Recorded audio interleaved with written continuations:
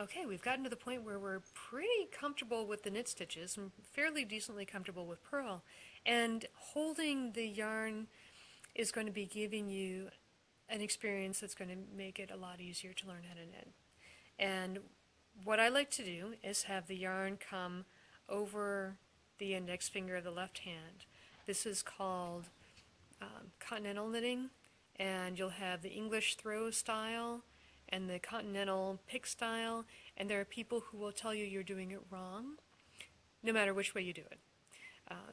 Very, very strong opinions on how it's best to work and how it's not, and it's really going to be what's best for you and your fingers. So either way, I'm going to go ahead and try this because we're doing a left-handed experience here.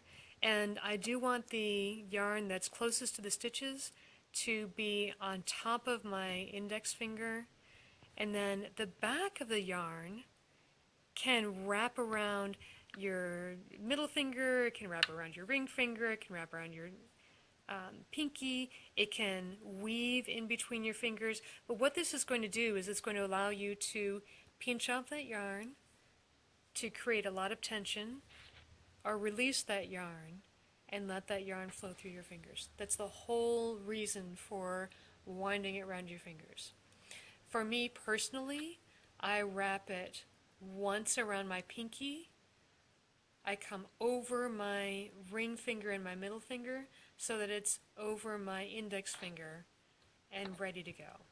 I can pinch my pinky and my ring finger together very, very easily, and then I can also hold on to this yarn and tension it very firmly. I'll show you what I'm doing. Tension it very firmly or let it slide, depending on if I'm holding this yarn out or if I'm pinching it next to my other fingers. It's awkward at first, all tensioning, all knitting, it's awkward. You'll grow different limbs and different fingers you never thought that you had when you first do this. But I'm just going to come around my pinky, tension here, and what this does is it holds the yarn in a place that I can be consistent. I know what I'm doing. It's very comfortable, and I can just zip, even if I make a mistake, I can zip right along and knit very, very happily for hours. My fingers are relaxed, my shoulders are down, I'm breathing, and boom, there we go. When I go to switch sides, I let go of my yarn,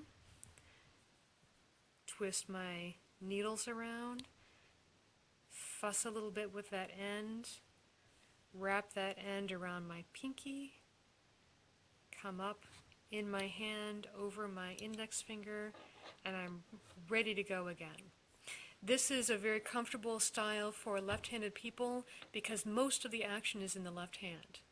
If you're a right-handed person or you want to be a right-handed person, you can go ahead and you can tension in your right hand. It's again very, very quick.